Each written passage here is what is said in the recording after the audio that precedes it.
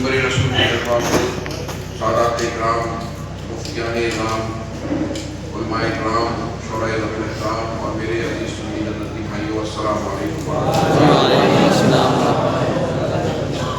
حضرات گرامی، پہلی دفعہ احرام میں بلکہ ضلع رامپور میں پہلی دفعہ حاصل ہونے کا موقع حاصل ہوا ہے اور الحمدللہ بہت سے مشائخ سے اور علماء اکرام سے آج ملنے کا موقع ملا اور بہت خوشی ہوئی اور الحمدللہ اپنے بھائیوں سے ملاقات ہو رہی ہے۔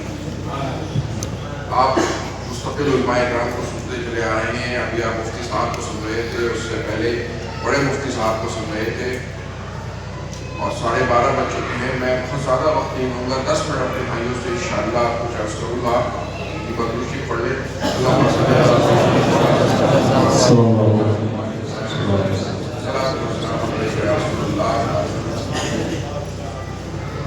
محفل بہت بابرکت ہے کیونکہ یہ محفل جو ہے اس میں اللہ و رسول کا ذکر ہو رہا ہے اور پیران پیر کے نامی سے منسوب ہے۔ ہم سب چاہے کسی بھی سلسلے میں بیعت ہو لیکن ہم سب جو ہیں غوث پاک کے غلام ہیں۔ غوث پاک کا فیض تمام سلسلوں میں جاری ہے۔ اللہ رب العزت کے حکم سے غوث پاک نے فرمایا کہ میرا قدم تمام اولیاء کی گردنوں پر ہے، تمام اولیاء نے جو ہے اپنی گردنیں جھکا دی۔ حضرات گرامی، محفل ہمارے غوث پاک کے نامی سے جو ہے منسوب ہے اور ہم سب ان کے غلام ہیں۔ ہماری خانقاہ کا نعرہ ہے کہ آدھی روٹی کھائیے، بچوں کو پڑھائیے۔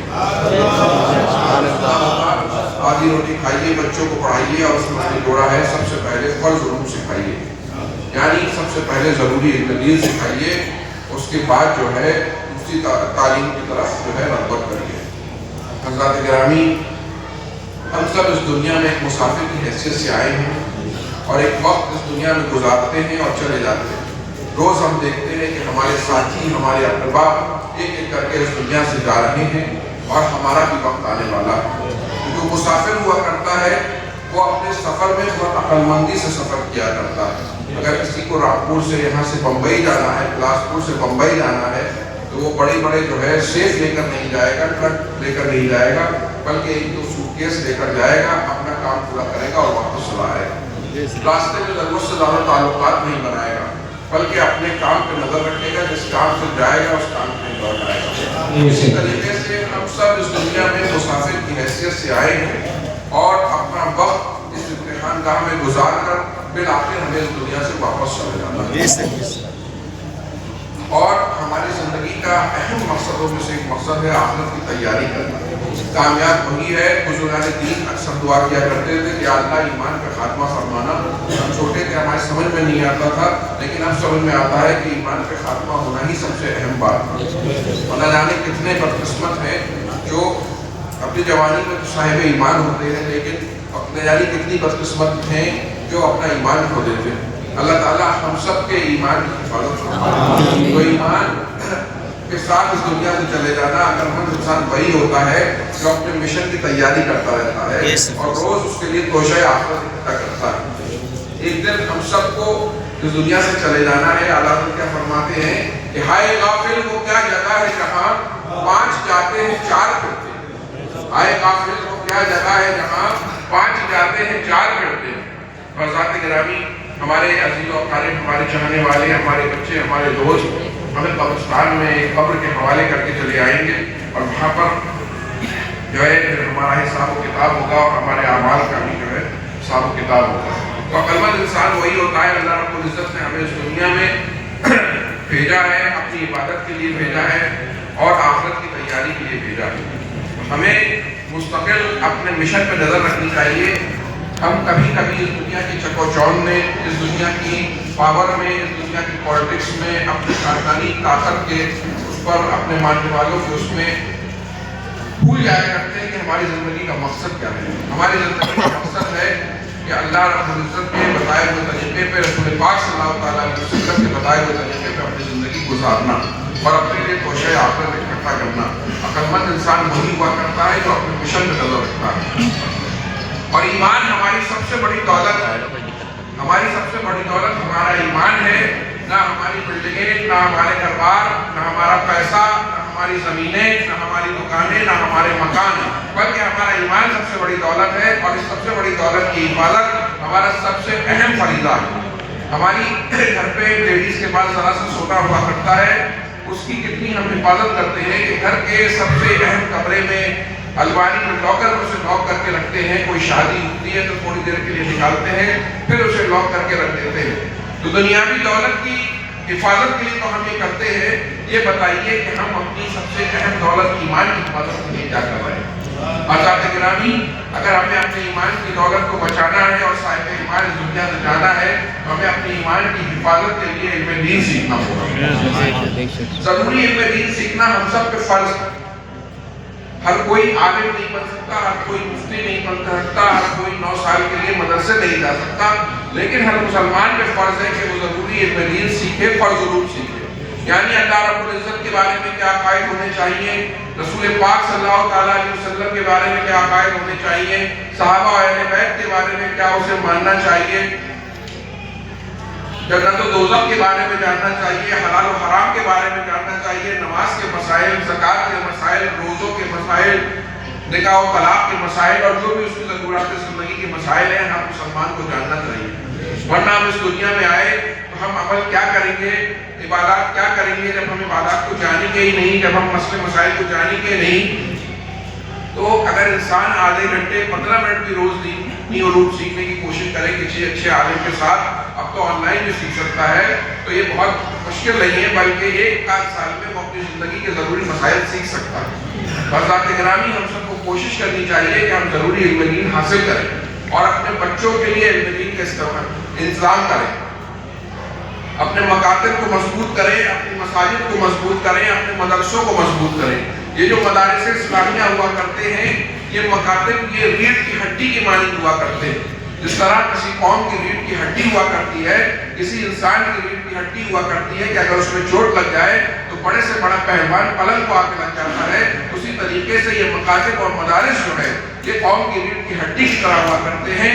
हमें अपने मदरसों को मजबूत करने की जरूरत है। हमें ये देखने की ज़रूरत है कि हमारे मदारिस में अच्छी तालीम का इंतज़ाम है कि नहीं है, असातिज़ा के बेहतरीन असातिज़ा मौजूद है कि नहीं है, खाने का इंतज़ाम है कि नहीं है, बच्चों के लिए फैसिलिटीज़ हैं कि नहीं है। अपने मदारिस को मजबूत बनाइए, ये उम्मत मुस्लिमा की बहुत बड़ी अमानत है और इसे उलमा इकराम की जिम्मेदारी नहीं है, मशाइख इकराम की जिम्मेदारी नहीं है कि वो मदारिस की हिफाजत करें, बल्कि पूरी उम्मत मुस्लिमा की जिम्मेदारी है कि वो अपने मदारिस की हिफाजत करें। ज़रूरी इल्म दीन हासिल कीजिए, अपने मदारिस को मजबूत बनाइए और अपने घरों के माहौल को इस्लामी बनाइए। ऐसा नहीं हो सकता कि हम झूठ बोल रहे हैं, हम जो है गुनाहों में पड़े हुए और हमारे बच्चे नेक नमाज़ी कर जाएं, बल्कि उसके लिए माँ बाप को कुर्बानी देने की ज़रूरत है, रिश्तेदारों को कुर्बानी देने की ज़रूरत है और घर में इस्लामी माहौल पैदा करने की ज़रूरत है। हम बुजुर्गान दीन का नाम लेते हैं, हम अपने आप को आशिक़ गौस, आशिक़ ख्वाजा, आशिक़ साबिर पिया, आशिक़ मखदूम निसन्ना, आशिक़ मारिना शरीफ, आशिक़ आला हज़रत कहते हैं, लेकिन हकीकत में तमाम बुजुर्गान दीन की ज़िंदगी का मकसद ही ये था कि वो बंदों को उनके रब से जोड़ दें। तमाम बुजुर्गान दीन की ज़िंदगी का मकसद ये है कि वो बंदे को उसके रब से जोड़ दें। और बुजुर्गान हमारे जो बुजुर्गान दीन है जिनका नाम लेने में हम फख्र महसूस करते हैं, अल्हम्दुलिल्लाह, उनकी पूरी ज़िंदगी ऐसी गुजरी है कि उन्होंने हमेशा बंदों को रब से जोड़ने की कोशिश की है और अपना ताल्लुक़ उनका खुद अपने रब से बहुत मजबूत है।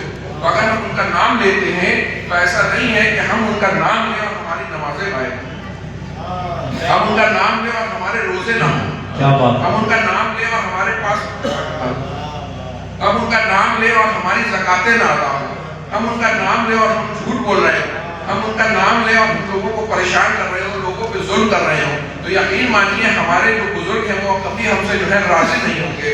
हमारे आका हुज़ूर गौस पाक हमें तालीम फरमाते हैं, मेरे भाई आप तशरीफ रखें, हुज़ूर गौस पाक हमें तालीम फरमाते हैं कि सबसे पहले जो है फ़राइज़ को अंजाम दें, फिर नवाफिल और सुन्नतों में पढ़ें। हज़रात गिरामी, ये गौस पाक का खुसूसी फरमान है कि सबसे पहले फ़राइज़ पे ध्यान दें, सब चीज़ें बाद में हैं, पहले फ़राइज़ को, अक़ायद के बाद सबसे पहले फ़राइज़ पे हमें ध्यान देने की ज़रूरत है और हमें अपने घर के माहौल को इस्लामी बनाने की ज़रूरत है। अभी जिक्र हो रहा था, बहुत से भाई हमारे हैं जिनके औलाद नहीं होती, वो दुआएं करवाते हैं, अल्लाह ताला तमाम बे औलादों को साहिब औलाद फरमा दे, लेकिन जिनको औलाद अल्लाह ने अता फरमाई है پہ یہ ذمہ داری ہے کہ وہ اولاد کی تربیت کرے. اولاد کی تربیت بڑی محنت کی چیز ہے. جس طریقے سے مالی ایک پودے کو زمین میں لگاتا ہے، پھر کھاد ڈالتا ہے، پھر اس میں جو ہے پودے کی دیکھ ریکھ کرتا ہے، دھوپ کا انتظام ہوتا ہے، پانی کا انتظام ہوتا ہے، اس کے بعد 25 سال میں جا کے ایک تناور درخت بنتا ہے. اسی طریقے سے بچوں کی جو تربیت ہے وہ بہت ضروری ہے.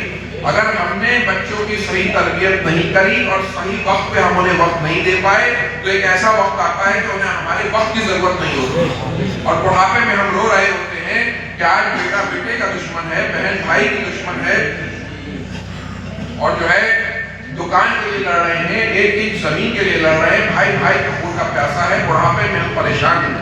حضرات گرامی، ہمیں اپنے بچوں کی بہترین تربیت کرنی ہے.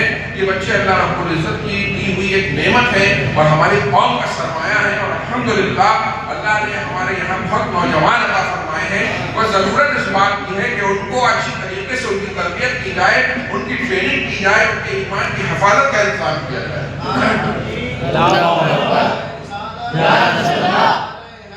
یا حیدری، یا غوث، زندہ باد، زندہ باد، زندہ باد، اللہ اکبر، یا رسول اللہ، زندہ باد. حضرات گرامی، ہمیں اپنے بچوں کی بہترین تربیت کرنے کی ضرورت ہے، اور بہت دھیان دینے کی ضرورت ہے. ماں باپ کو مل کر اپنے بچوں کی تربیت کرنے کی ضرورت ہے.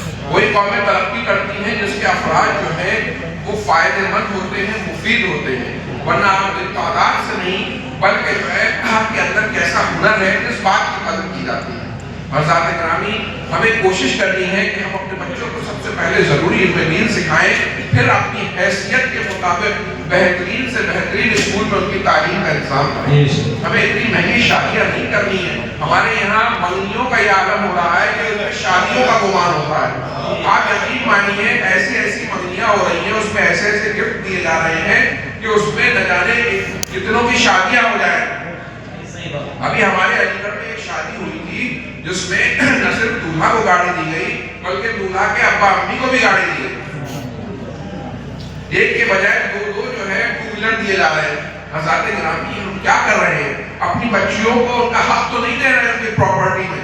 یعنی جو اسلام کا حکم ہے کہ بچیوں کا حق ہے بیٹے کے مقابلے میں آدھا حق ہے، وہ تو دے نہیں رہے ہیں، نہ بھائی دے رہے ہیں، اور شادیوں میں اس طریقے سے لٹا رہے ہیں کہ دوسروں کے لیے شادی کرنا مشکل ہو گیا ہے. یقین مانیے ایک ایسی بچی کی شادی میں نہ جانے کتنی بچیوں کی شادیاں خراب ہو جایا کرتی ہیں. اس طریقے سے اس کو ہم نے مارکیٹ بنا دیا ہے کہ کتنی ہماری بہنیں 35 اور 40 سال کی ہوئی جا رہی ہیں، ان کے رشتے نہیں ہو رہے ہیں، اور پورا سماج جو ہے گناہوں کے دلدل میں جو ہے ڈوبتا جا رہا ہے. تو حضرات گرامی، اپنی شادیوں کو ہمیں آسان بنانا ہوگا، سادہ بنانا ہوگا. آپ اپنی بچیوں کو اپنی پراپرٹی میں سے حصہ دیں. اس طریقے کی شادیاں نہ کریں کہ دوسروں کے لیے پریشانی ہو جائے اور ان شادیوں میں آپ کی بیٹی اور آپ کو ایسی نظر لگ جائے کہ رشتے ٹوٹ جائیں. اتنا دکھاوا نہ کریں کہ پہلے دن سے ہی گھر میں جاتے ہیں ایسی نظریں لگیں کہ نظر تو انسان کو قبر تک لے جاتی ہے اور ان کو جو ہے اس ذبح خانے تک لے جاتی ہے کہ پہلے ہی دن سے جو ہے بچی پہ نظر لگ جائے. کچھ دینا ہے تو آپ چھپا کے دیجیے اسے. نہ جانے کتنی بچی کے ساتھ نقصان ہو رہا ہے. میں ہریانہ میں جب گیا تھا تو مفتی صاحب فرما رہے تھے کہ بچیاں خودکشی بھی کر رہی ہیں، اور ذات گرامی پورا سماج اس کا ذمہ دار ہوتا ہے، پھر سب کو سزا ملتی ہے اور سب کو سزا مل بھی رہی ہے. اور ذات گرامی، ہمیں اپنے گھر کے ماحول کو دینی بنانا ہے، اپنے بچوں کو دینی علوم سکھانا ہے، اپنی شادیوں کو آسان کرنا ہے، شو بازی سے دور رہنا ہے، اور اصلی چیز تعلیم پہ. ایک مفکر فرما رہے تھے کہ the best investment is the investment in education، یعنی سب سے اچھا انویسٹمنٹ ہے ایجوکیشن میں انویسٹمنٹ کرنا. اپنے بچوں کو دین سکھانے کے بعد بہترین سے بہترین تعلیم دیجیے. کوشش کیجیے کہ بڑی بڑی شادیاں نہ کریں، کہ بڑی بڑی منگنیاں نہ کریں. چاہے ہم کرائے کے گھر پہ رہ لیں، چاہے ہم سادے کپڑے پہن لیں، چاہے ہم نارمل کھانا کھا لیں، لیکن اپنے بچے کو بہترین تعلیم دلائیں گے. اس وقت ہماری قوم کو بہترین ڈاکٹرز کی بھی ضرورت ہے، بہترین ٹیسٹ کی بھی ضرورت ہے.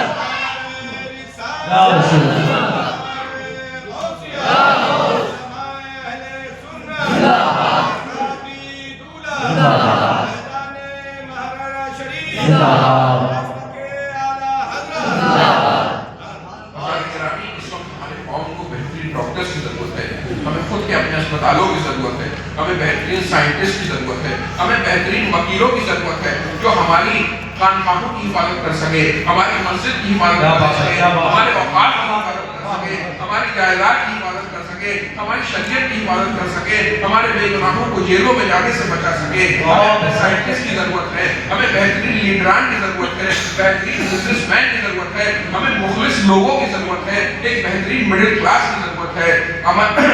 ہم اگر اپنے قوم کو مضبوط نہیں کریں گے ہم بہت خسارے میں رہیں گے۔ ہم تو وہ قوم تھے جو علم کا دامن پکڑے ہوئے تھے اور پوری دنیا میں ہم راج کر رہے تھے۔ بغداد میں ہمارے ایسے مدارس اور یونیورسٹیاں ہوا کرتے تھے، ایک شہر میں نہ جانے کتنے کالج ہوا کرتے تھے۔ صرف ایک کالج کا یہ عالم تھا کہ اس کا جو ہال تھا اس میں 10,000 لوگ ایک وقت آ جایا کرتے تھے۔ اس لیول کے ہمارے کالج ہوا کرتے تھے، پوری دنیا سے آ کر جو ہے بڑے بڑے کرسچن بادشاہوں کی اولادیں ہمارے دروازوں میں کھڑا رہا کرتی تھی اور ہمارے شیخ الجامعہ کو سفارش کے خط آ رہے ہوا کرتے تھے بادشاہوں کے پاس سے کہ میرے بچے کو اپنے جو ہے اسپین میں قرطبہ میں اپنے بچے کو ایڈمیشن دے دیجیے، میرا بچہ بھی پڑھ کے کچھ لائق ہو جائے گا، اور ہم انہیں ایڈمیشن دیا کرتے تھے۔ اور دھیرے دھیرے ہم علم سے دور ہوتے گئے، دوسروں نے علم حاصل کر لیا اور آج ہم پست ہیں اور ہر جگہ دبائے جا رہے ہیں۔ ہمیں ضرورت ہے یہ دنیا میں جو ہے مسلمان کے لیے بنائی گئی ہے اور اس کی جو قیادت ہے وہ ہم ہی کو کرنی ہے، لیکن اس قیادت کے لیے ہمیں تیار ہونا ہے۔ اپنے بچوں کو ضروری علم دین سکھائیے اور بہترین سے بہترین تعلیم دیجیے، اسلامی تربیت ان کی کریے، ان کو اچھے اخلاق دیجیے، انہیں گناہوں سے پاک رکھنے کی کوشش کریے۔ ایسے صالح نوجوان اور صالح بچیوں کی ہمیں ضرورت ہے جو اس قوم کی قیادت کر سکے اور آگے بڑھے، اور یہ کوئی باہر سے نہیں آئے گا جو ہمیں تیار شدہ بچے لے کے جائے گا، بلکہ یہیں سے ہماری بچوں کے جو لوگ محنت کرتے ہیں اللہ تعالیٰ ان کی محنت کو رائگاں نہیں جانے دیتا ہے۔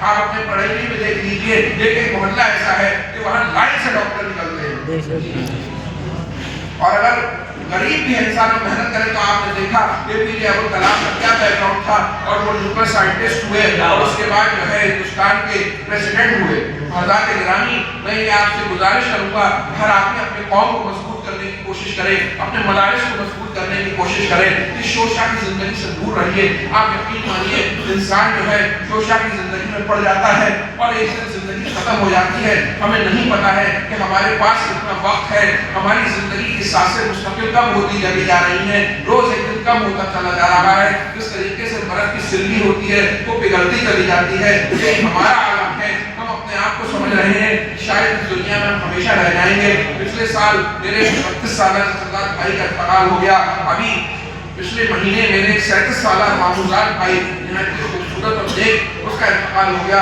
ہر کوئی اپنا ایک وقت دکھا کے آیا ہے، اسے اس پہ لوٹ کر جانا ہے، تو ہمیں بھی جانا ہے۔ اور اب یہ ضروری نہیں کہ انسان یہ سوچے کہ میں 70 سال کا ہوں گا، میں 80 سال کا ہوں گا، بلکہ دنیا سے جب جانے کا لکھا ہے تب جائیں گے۔ اپنی آخرت کی تیاری کیجیے اور آخرت کی تیاری مستقل کرنے کی کوشش کیجیے۔ اپنے انسان کا جو مشن ہوتا ہے اسی حساب جو ویژن ہوتا ہے اسی انسان سے اپنی وہ جیسے انسان نے کہا میں اس چیز کا بزنس کروں گا، بچہ کہہ رہا ہے کہ میں FPS کی تیاری کروں گا، میں IAS کی تیاری کروں گا، اسی حساب سے اپنا پلان بناتا ہے، پھر شادیوں میں جانا چھوڑ دیتا ہے، پڑھائی کرتا ہے، پارٹیوں میں جانا چھوڑ دیتا ہے، پڑھائی کرتا ہے۔ اسی طریقے سے جس کی زندگی کا مقصد آخرت میں کامیاب ہونا ہوگا وہ روز صبح اپنے مشن کے حساب سے آگے بڑھنے کی کوشش کرے گا، جس کو اپنی آخرت کی تیاری کرنی ہوگی، جو اپنے قبر کو یاد رکھے گا قبرستان جایا کریے، فاتحہ پڑھ کے آیا کریے اور دیکھا کریے جنازے میں ضرور شریک ہوا کریے، اور دیکھا کریے کیسے کیسے خوبصورت نوجوان، کیسے کیسے طاقت والے لوگ، کیسے کیسے پاور اور پیسے والے لوگ ان کو